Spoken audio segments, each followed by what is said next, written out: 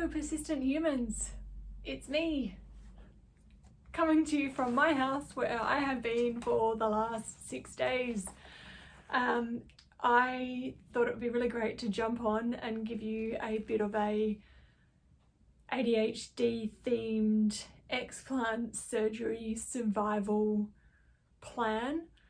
I had a look on the internet before going in for breast implant explant surgery, and while I found quite a few videos that were good for sort of, end stage recovery, if that makes sense, there was nothing in the messy middle telling you about how to get through like the really worst bits. And I think as someone with neurodiversity, part of what I experience is that I can't turn down my body's signals or sensations, and that has really played into how my recovery game has gone. And I thought there was a bit of a space where some sharing could be useful and might assist you if you identify in a similar way to me. So here we go.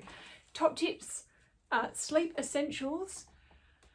Mate, I really wish that I had known a little bit more about this before we just went in there. My sleep strategy was to get this recliner chair, put it in a safe space so that the pets wouldn't be able to interfere with me, and have temperature control. So that was the entirety of my sleep strategies. Essentially what I needed to ensure was that my sleep space could be at a 45-degree angle and that I could safely sleep there without rolling. And because I didn't trial the chair prior to coming home after surgery with drains in, being very sore, I didn't realise that the chair was A, too hard, B, too tall, and this caused some issues.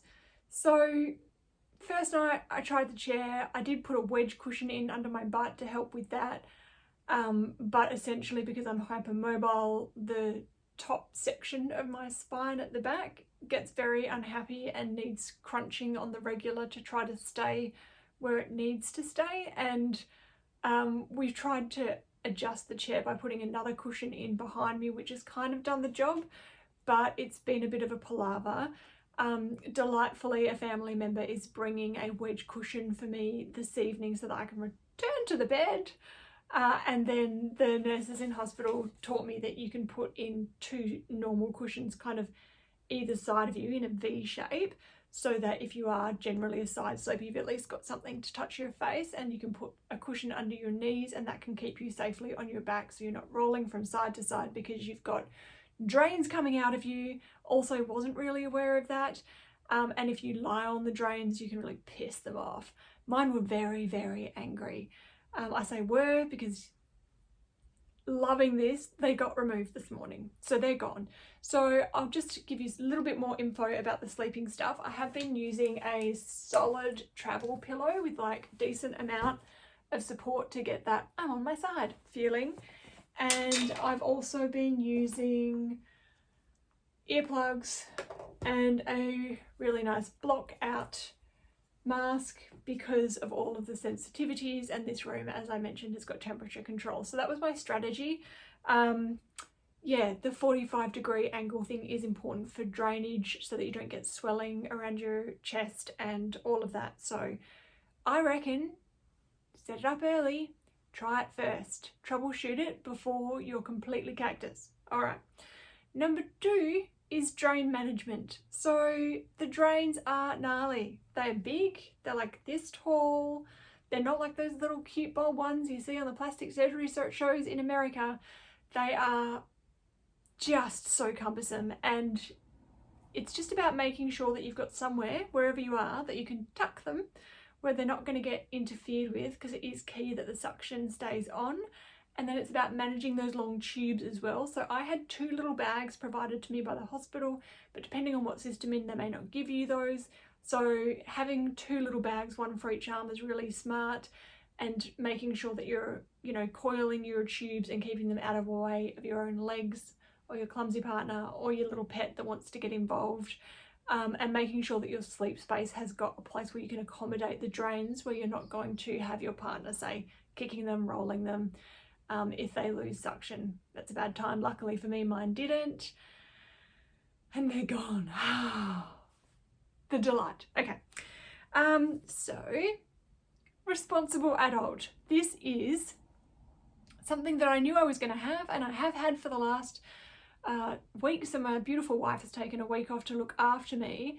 But what I didn't realize in the like subcategories of responsible adult is that you need to prep them in advance with what their duties are going to be. And these duties are key to you not being a total hot mess after surgery. So I'm talking timers for medications. I'm talking clear times of day that you expect to be able to have your compression garments put on. I've got POTS, so I've got, you know, I can only manage the knee-high socks, but you know what I mean. So it needs to be very clear what it is that you're going to need every day for them. If they don't have the kind of brain that naturally tracks that, maybe writing it down. So yeah, I said medications, I said compression. Meals, again with the POTS, big meals are a problem, small meals are key, but like the frequency, be really clear about the frequency, like you're going to have to feed me all the time. Or that probably even clearer, like breakfast, snack, lunch, snack, protein drink, electrolyte drink, you know, like really lay it out, because yeah, we went a bit awry over the first few days because I was not capable of directing what needed to happen. So a little bit of preemptiveness would have been great for that stuff. Naps, that was the other thing. It would have been really cunning to like also have had a nap time in there that we could just pop me in a quiet room, you know, because some of the things that I experience as someone with neurodiversity is just moments of weird body dysregulation and total shutdown, and surgery makes all of that stuff so much more intense.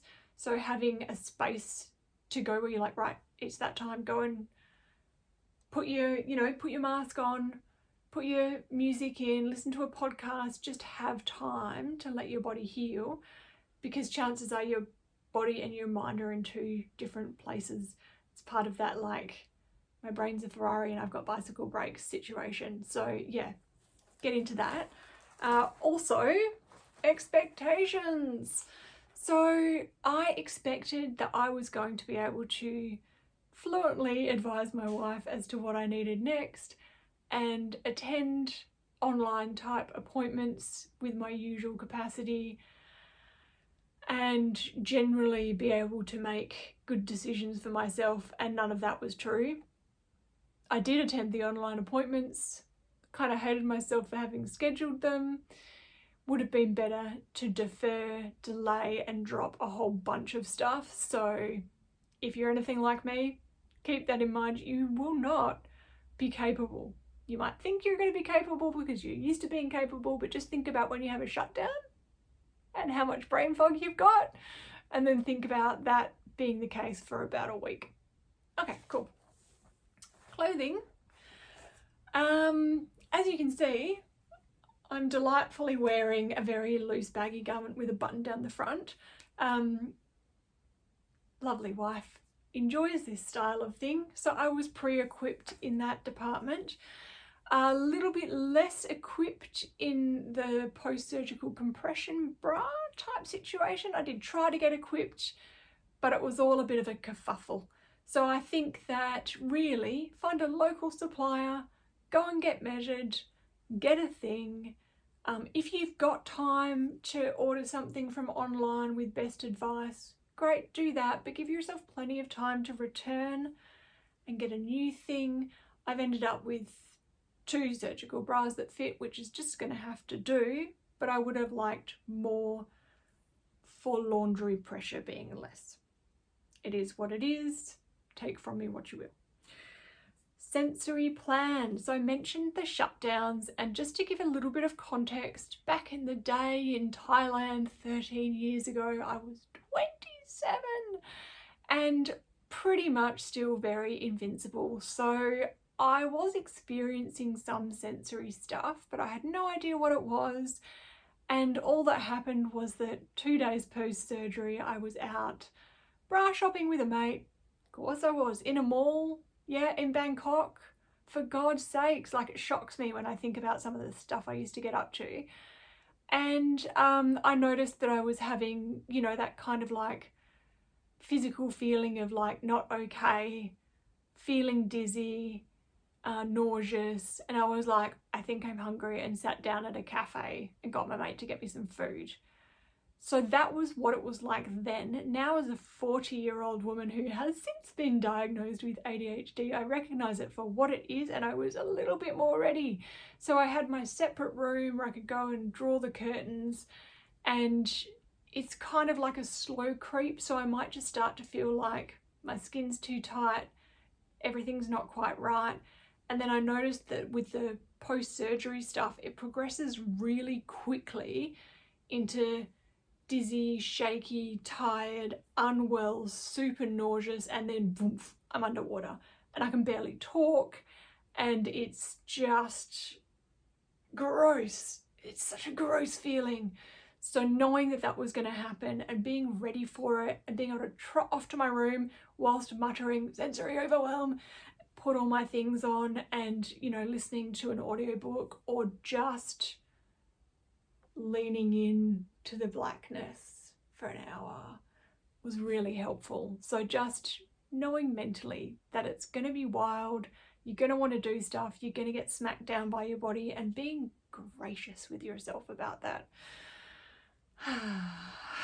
Kindness to self. Yes, it's key. All right, bowel management. Of course, I'm going to talk about poo. Basically, I kind of got ahead of the game, and then I forgot what the game was, and then it all went a little bit wrong. It all went a little bit wrong, and then I got back on top of it in a scrabbly and non-ideal way. So I have got IBS constipation type. It's probably part of the connective tissue stuff.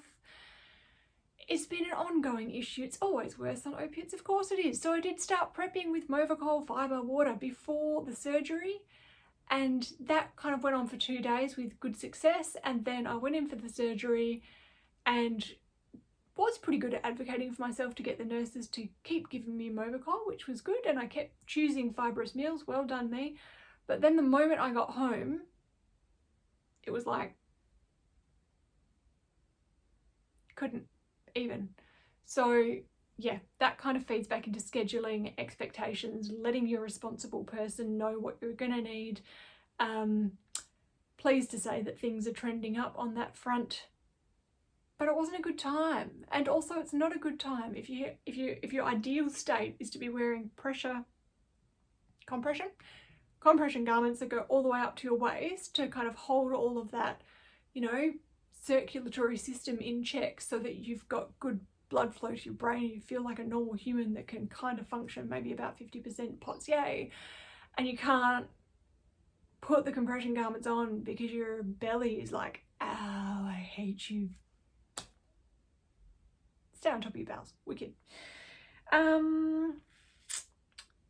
Number 9 is kind of a little bit about support, but it's also about comparison to others. So I'm delighted to say that I have been an active member of a Facebook group for women with breast implant illness in Perth, because they have some really good resources. I love their chats, they're so reassuring. Everyone's worried about the same things and going through the same stuff, so it's like a gorgeous community. And I've also had the pleasure and privilege of having one of those members go to the same surgeon as me and being chatsy back and forth on the old text machine. So nice. She's a few days ahead of me. So lovely. Like, really, thank you very much. If you're watching this, you know who you are. Love. However, you really cannot compare your journey to anyone else's, or even your own. I mean, 27-year-old Beck versus 40-year-old Beck with a myriad of diagnosed health conditions since then. I mean, shopping on day 2. Really? Fuck me. you know, this is day 6. I haven't left the house. I'm stoked because my drains are out, but I'm prepared to be shut down by my body like any second. I tried to record this video a couple of days ago. It went wrong. I tried some new software. I'm a, you know, millennial. It's about time. And I couldn't proceed with it, and I didn't know what was happening, and I got confused and angry and had to have a nap. Like, having the drains out has been great. My skin is so angry, and this, you know, beautiful, like lovely elfin creature has sent me a picture of her wearing a singlet top and, you know, really like feeling good and energetic and leaning into the recovery. And I'm covered in like angry, itchy, welty skin that's so cross that the nurses who've been coming out to like keep an eye on the drains and change the dressings and stuff were like, have you got anything for that? Because we're gonna bring you something back. Like, it's just, you've got to laugh. It's just tragic. So yeah, don't compare. You're gonna have the mission that is set for you, and it's fabulous that other people have got their stuff, but your stuff is different. But at the same time, lean into community, especially communities of women that are experiencing the same stuff. It's really, really nice to feel like the sisterhood has your back, especially when you're brought up in a culture that wants to sabotage those relationships and convince you that you're all competing for the same prize, which is just not true. There's enough for everyone. Wonderful. Okay, so I'm just gonna keep relaxing and try to keep my brain from going off onto too many side quests, and do my very best to behave myself whilst at the same time doing just enough to feel like I'm living a valuable life. Balancing, yes, balancing.